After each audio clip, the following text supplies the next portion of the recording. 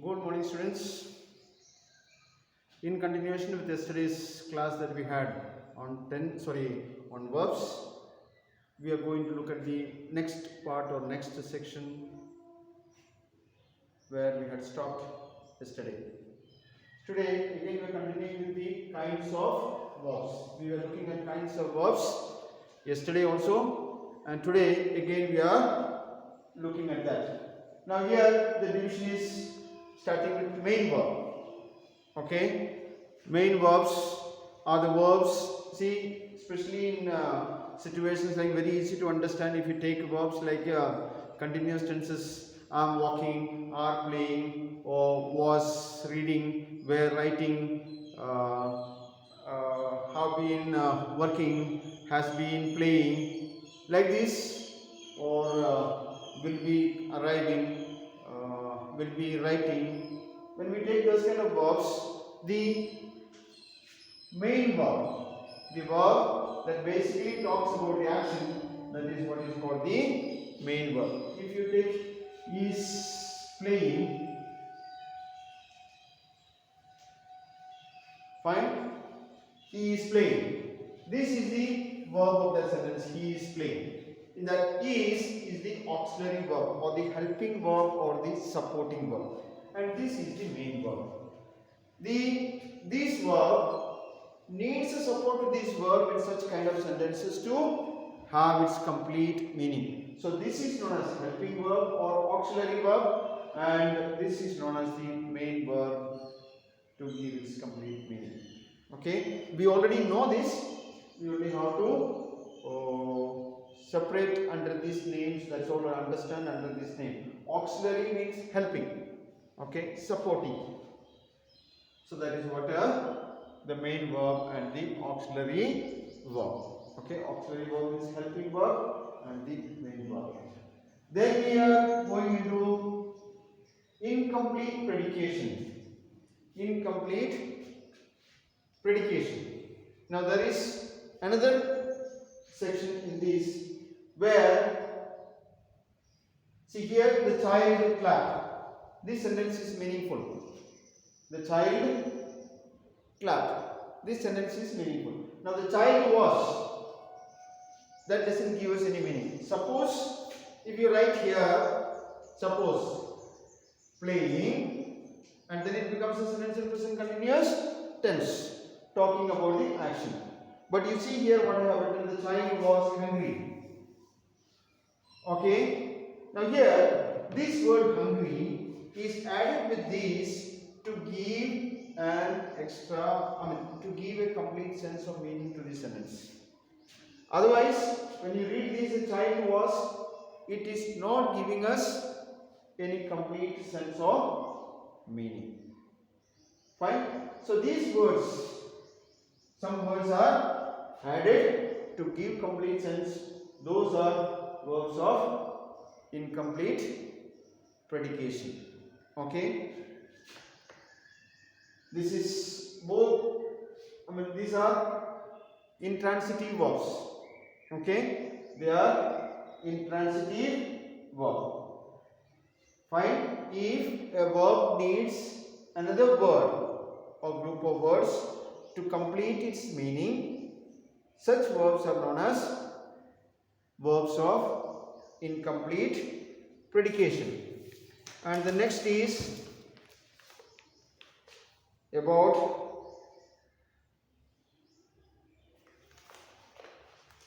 objective complement. Objective complement. These are transitive verbs. But see, they appointed him. It's a full sentence here.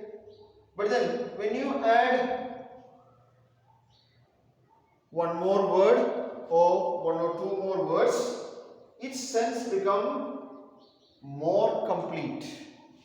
It becomes more meaningful. Otherwise, they appointed him. If I stop there, then you will have a doubt. Appointed him as what?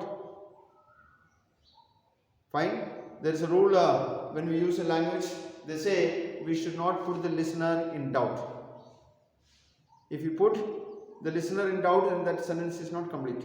So that is what is applied here. They appointed him what? They appointed him captain. So this is a complement that is added to the sentence to give a more complete sense. That is known as objective complement. That is known as objective complement. Let me revise this much once again. Main verb and the auxiliary verb. Okay, when you have two verbs together used like this, basically in continuous tenses, okay, or in perfect tense, we have this kind of verbs coming in. In that, let me take another example. Had completed. I have taken a perfect verb. Had completed. Because there are these two words. Now, they had completed the homework. If that sentence is given and asked you to find out the verb, you'll have to identify these words together. This alone is not the verb. This alone is not verb. Put together is what is the verb. So, had completed comes. Alright? And then, in this is the auxiliary verb.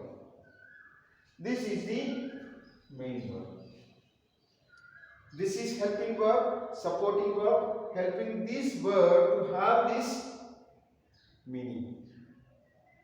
If this is not there, completed is also verb, then it will be in a simple past tense.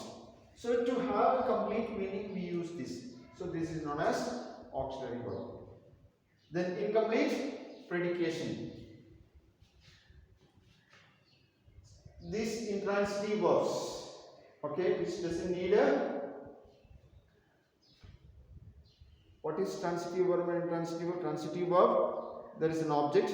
Intransitive verb does not have an object. Okay, so here it is not an object. So this same way, this child was, when we say this, it is not complete or it doesn't give us a complete sense. But when we add the word hungry here, the child was hungry, we understand something and the sentence becomes meaningful. Okay. So, this is called the incomplete predication. The incomplete predication is this. This is used to complete the sense of this sentence. Now here it is for transitive verbs, objective complement. For the object, okay, something more is added as a complement. Again, to give us a complete sense of the sentence or a complete meaning of the sentence. They appointed him captain. They invited him for dinner, for the function, for the marriage. So like that, we add a word to give a complete sense. That is what is objective complement. I suppose that is clear to you. Now we will go into the next section, the next one.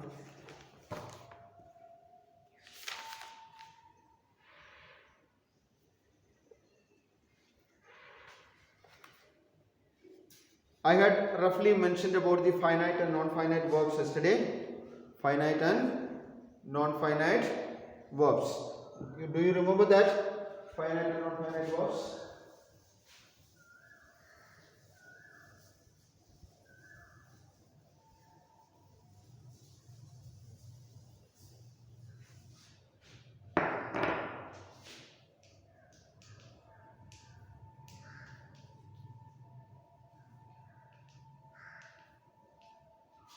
Finite and non-finite verbs.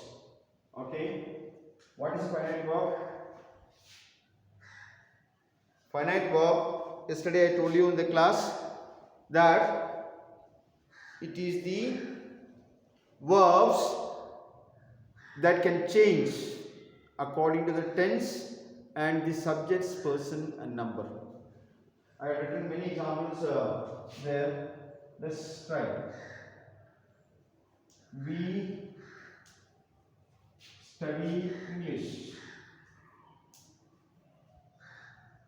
We study English.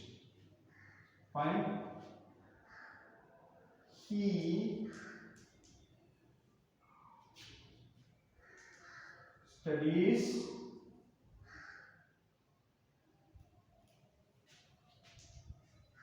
English.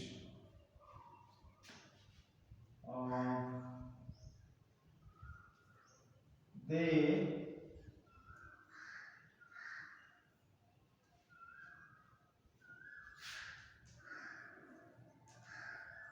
studied English. Fine. Now I write one more sentence here. He studied, or another subject I'll write. I study English. Same like this. To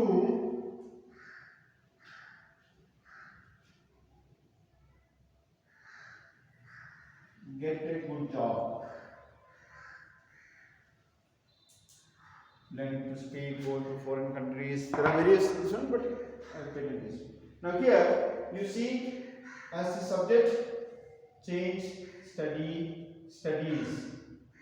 This is plural, this is singular. There is a change in the format of the verb there. Now here it is past tense and you got past form verb.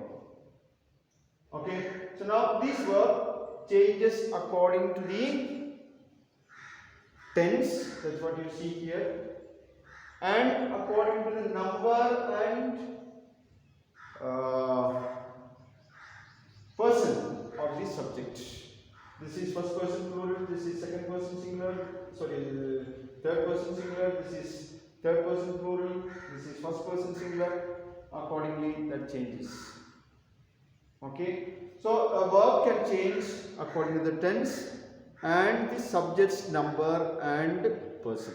Number means singular or plural, person means first person, second person, third person. Such verbs are called finite verbs. Now here there is one to get. This is a non-finite verb, a verb that cannot change or that does not change according to the tense. Whichever tense you write this, you add this here anywhere, this will not change, it remains as it is.